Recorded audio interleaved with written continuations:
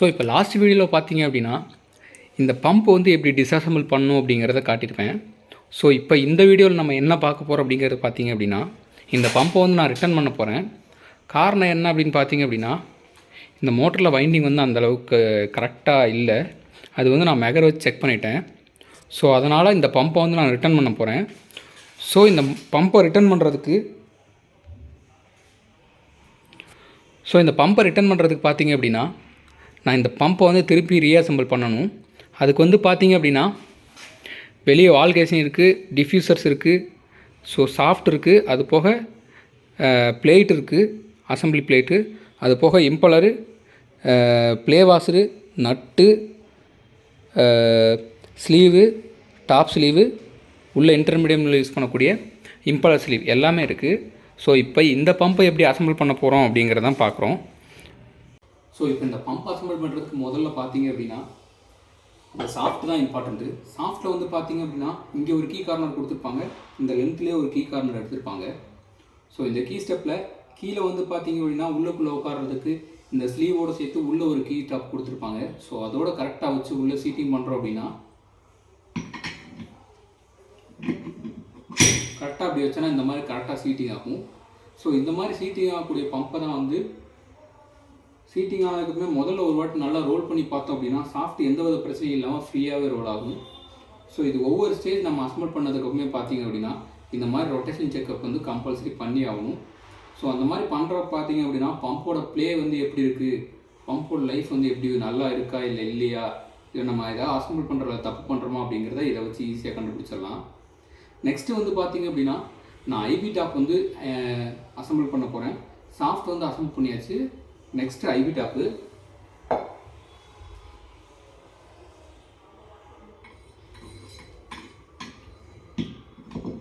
So இப்போ இந்த IP டாப்லேயே வந்து பார்த்தீங்க அப்படின்னா, கேபிள் போகிறதுக்காக 2 கார்டு வந்து கொடுத்துருப்பாங்க.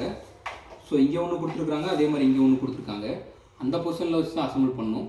நம்ம மாற்றி அசம்பிள் பண்ணுறோம் அப்படின்னா, அதை திருப்பி கழட்டி நம்ம ஒவ்வொரு முறையும் மாற்றி அசம்பிள் பண்ணிகிட்டு இருக்க மாதிரி இருக்கும்.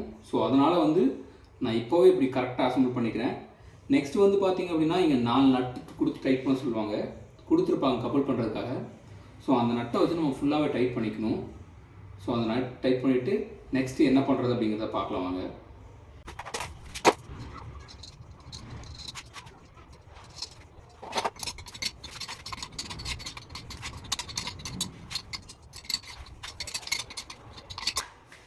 ஸோ நம்ம அந்த நட்டை அசம்பிள் பண்ணதுக்கப்புறமே பார்த்தீங்க அப்படின்னா,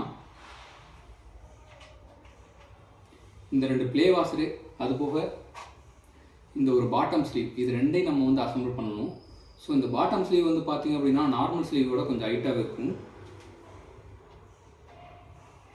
ஸோ இதுதான் நார்மல் ஸ்லீவ், பாட்டம் ஸ்லீவ். உங்களுக்கு அந்த ஹைட் லெவல் பார்த்தாலே உங்களுக்கு நல்லா தெளிவாக தெரிஞ்சிருக்கும்.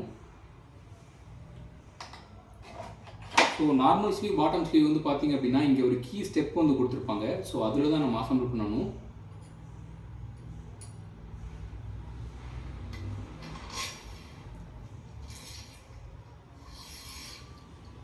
அதோடு சேர்த்து இந்த கீயை நம்ம வச்சு அசம்பிள் பண்ணிக்கலாம். ஸோ இந்த கீ ஸ்டெப்பு பார்த்தாலே உங்களுக்கு தெரிஞ்சிருக்கும். ஸோ இதோட நேராக வந்து உள்ளே வச்சு இந்த கீயை உள்ளே ப்ரெஸ் பண்ணுறோம் அப்படின்னா, கீ வந்து ஃபுல்லாக உள்ளே போயிடும். ஸோ இப்போ உள்ளே போனது உங்களுக்கு தெரியும். இப்போ ஒரு வாட்டி நல்லாவே ரோல் பண்ணி பார்த்தீங்க அப்படின்னா ஃப்ரீயாகவே ரோல் ஆகும். ஸோ இப்போ 2 ப்ளே வாஷர் வந்து உள்ளே அசம்பிள் பண்ணியிருக்கோம், அது பார்த்தாலே உங்களுக்கு தெரிஞ்சிருக்கும். So washer number 1, washer number 2 washer வந்து அசம்பிள் பண்ணியிருக்கோம். இப்போ நேராகவே நம்ம இம்பலர் வந்து அசம்பிள் பண்ணிடலாம். இம்பலர் அசம்பிள் பண்ணுறதுக்கு பார்த்திங்க அப்படின்னா, இதுதான் அந்த இம்பலரு. இந்த இம்பலருக்கு இடையில இந்த கீ ஸ்டெப்பு ஒன்று கொடுத்துருப்பாங்க. அந்த கீ ஸ்டெப்பை ஸோ இதில் இருக்க அந்த ஸ்டெப்புக்கு நேராக வச்சு உள்ளே வைக்கிறோம் அப்படின்னா, ஸோ இம்பலர் அதுவாகவே ஃப்ரீயாக போய் அசம்பிள் பண்ணிக்கும். ஸோ அடுத்து பாட்டம் ஹவுசிங் அசம்பிள் பண்ணணும். பாட்டம் ஹவுசிங் இதே மாதிரி தான்.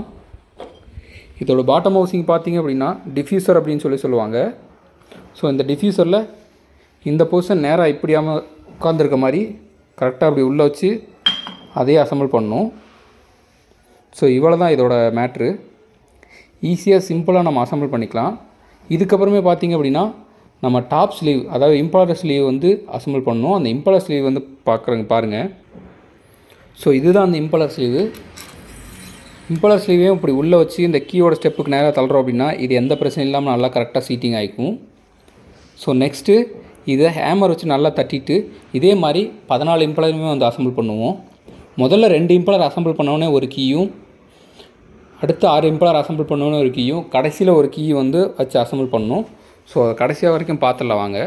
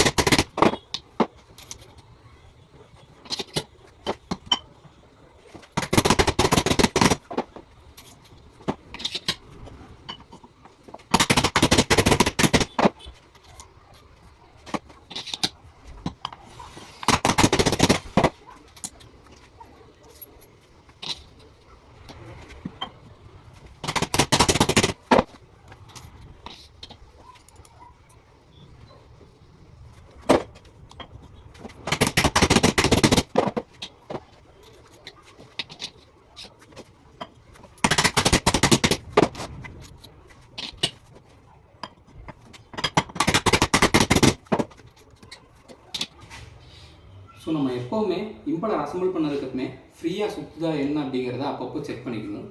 இந்த மாதிரி எஸ்எஸ் இம்பலர் போடும்போது என்ன பிரச்சனை அப்படின்னு பார்த்தீங்க அப்படின்னா, எஸ்எஸ் இம்பலர் வந்து கையை கிளிக்கிறதுக்கான வாய்ப்புகள் இருக்குது.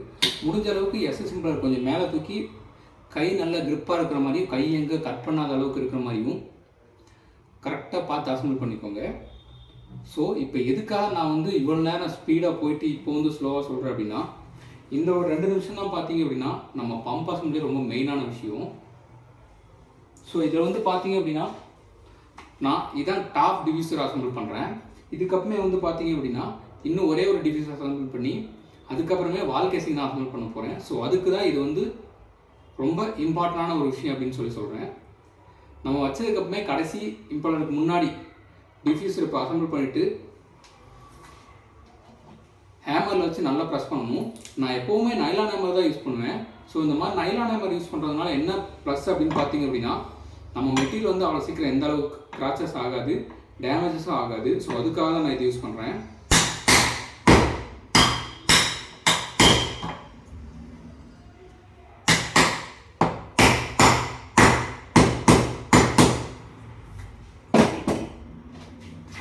ஸோ இந்த ஸ்லீவும்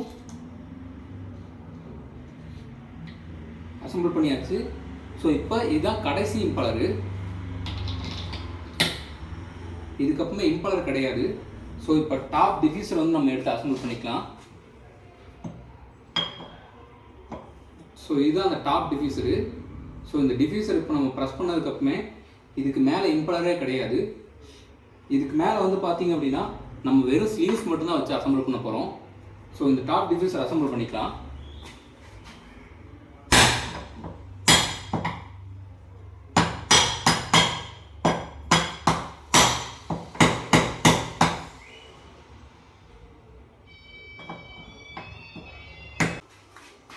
ஸோ இப்போ நான் அந்த டாப் டிஃப்யூசரை அசம்பிள் பண்ணிட்டேன். அதுக்கு மேலே நம்ம நார்மலாக அசம்பிள் பண்ணுற மாதிரி இந்த ஸ்லீவையும் அசம்பிள் பண்ணிட்டேன். ஸோ இதுக்கப்புறமே பார்த்தீங்க அப்படின்னா இந்த மாதிரி ஒரு பெரிய பிளேட் வாஷர் கொடுப்பாங்க. அதுக்கு முன்னாடி இந்த மாதிரி சிம் வாஷர் ஒன்று இருக்கும். இந்த சிம் வாஷர் அசம்பிள் பண்ணிவிட்டு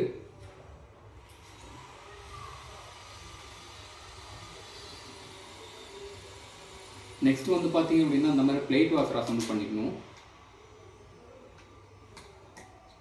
ஸோ அதுக்கப்புறமே பார்த்தீங்க அப்படின்னா இந்த ஸ்லீவ் வாஷரை கம்பல்சரி அசம்பிள் பண்ணணும். ஸோ இதெல்லாம் நம்ம மறந்துட்டோம் அப்படின்னா நம்மளோட பம்பில் வரக்கூடிய பிளேவோட அளவு மாறும். பிளேவோட அளவு மாறுறதுனா அதோட டெலிவரியோட அளவு மாறுறதுக்கான வாய்ப்புகள் நிறையவே இருக்குது.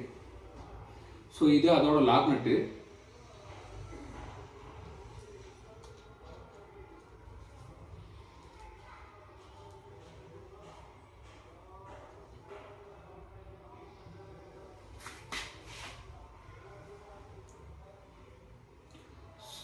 ஸோ இந்த லாக் நட்டை பார்த்தீங்க அப்படின்னா நம்ம ஒரு மீடியமாக தான் டைட் பண்ணணும், ஃபுல்லாக டைட் பண்ணக்கூடாது. அது மாதிரி ஃபுல்லாக லூஸாகவும் விட்டுறக்கூடாது. ஃபுல்லாக லூஸாக விட்டோம் அப்படின்னா கழண்டு வந்துடும். ஃபுல் அண்ட் ஃபுல் டைட் பண்ணிட்டோம் அப்படின்னா உள்ள பம்ப் வந்து ஜாம் ஆகிக்கும். ஸோ இந்த ஒரு விஷயத்தை நம்ம மறந்துடக்கூடாது. ஸோ அதுக்காக நான் கிரிப் லேயர் வச்சு ஒரு ஆவரேஜபிளான ஒரு டைட் பண்ணுறேன்.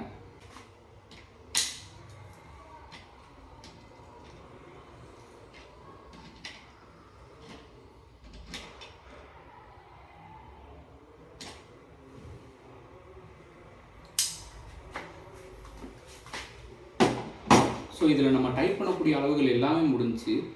ஸோ இந்த மட்டத்துக்கு ஏற்ற மாதிரி தான் இருக்கணும். இந்த லெவலோட அளவுக்கு டைட் பண்ணதுக்கப்புறமே நம்ம கரெக்டாக இந்த வால் கேசிங் வச்சு அசம்பிள் பண்ணிக்கலாம். இதில் மெயினான விஷயமே இந்த வால் கேசிங் அசம்பிள் பண்ணுறது தான். ஸோ இந்த வால் கேசிங் வந்து நம்ம தப்பாக ஒரு சில நேரம் அசம்பிள் பண்ணிடுவோம். ஸோ இதை வந்து கரெக்டாக அசம்பிள் பண்ணுங்கள்.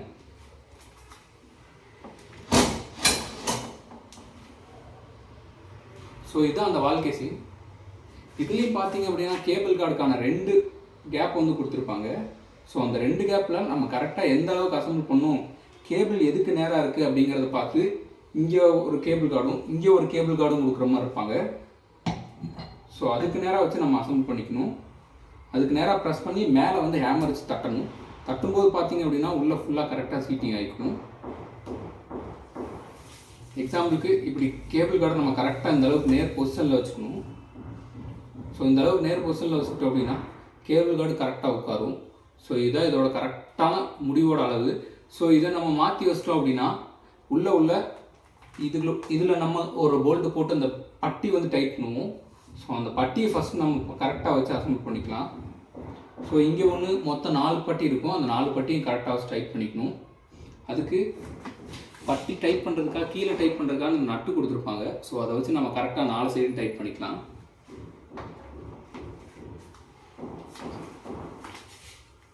ஸோ இப்போ ஃபினிஷிங்காக பார்த்தீங்க அப்படின்னா இந்த ஒரு 4 பட்டியை மட்டும் நம்ம அசம்பிள் பண்ணால் போதும். ஸோ அதுக்கான நட்டு வந்து பார்த்திங்க அப்படின்னா இருக்குது. கீழே இருக்க போல்ட் வந்து பார்த்திங்க அப்படின்னா இங்கே இருக்குது. ஸோ இப்போதைக்கு இதை மட்டும் நம்ம பம்பில் வந்து அசம்பிள் பண்ணிட்டோம் அப்படின்னா பம்போட வேலை ஃபுல்லாகவே முடிஞ்சு. அதை அசம்பிள் பண்ணுறது எப்படி அப்படிங்கிறத ஃபுல்லாக பார்த்துடலாம் வாங்க.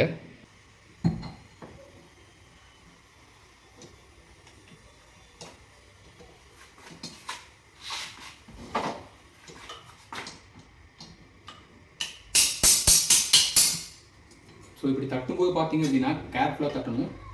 சப்போஸ் நட்டு போல்ட்டு ஏதாவது டேமேஜ் ஆகிடுச்சு அப்படின்னா இது வந்து யூஸ்லெஸ் இல்லாமல் போயிடும். ஸோ அசம்பிள் பண்ணுறதுக்கு ஒரு வாசரு, அதுக்கப்புறம் ஒரு நட்டு,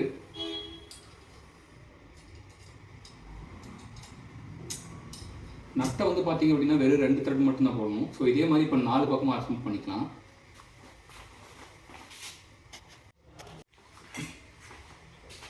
ஸோ இப்போ இந்த 4 பெல் பட்டி கரெக்டாக அசம்பிள் பண்ணியாச்சு. இங்கே வந்து பார்த்தீங்க அப்படின்னா கேபிள் கார்டுக்கான கரெக்டான டைரக்ஷனில் இருக்குது அப்படிங்கிறத ஒரு செக் பண்ணிக்கோங்க. நெக்ஸ்ட்டு வந்து பார்த்தீங்க அப்படின்னா கீழே வந்து இதில் ஒரு போல்டு இருக்கும். அதே மாதிரி கீழே வந்து டேப் கொடுத்துருப்பாங்க இந்த போல்டு போடுறதுக்காக. ஸோ அந்த டேப்பில் நம்ம கரெக்டாக அசம்பிள் பண்ணிட்டோம் அப்படின்னா எந்த பிரச்சனையும் இருக்காது. இந்த 4 நட்டு போட்டாச்சு. இதை ஃபுல் அண்ட் ஃபுல் டைட் பண்ணிட்டோம் அப்படின்னா நம்மளோட பம்ப் வந்து full and full ready.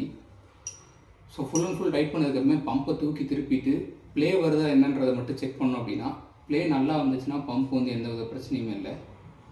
So tight பண்ணிக்கலாம் வாங்க.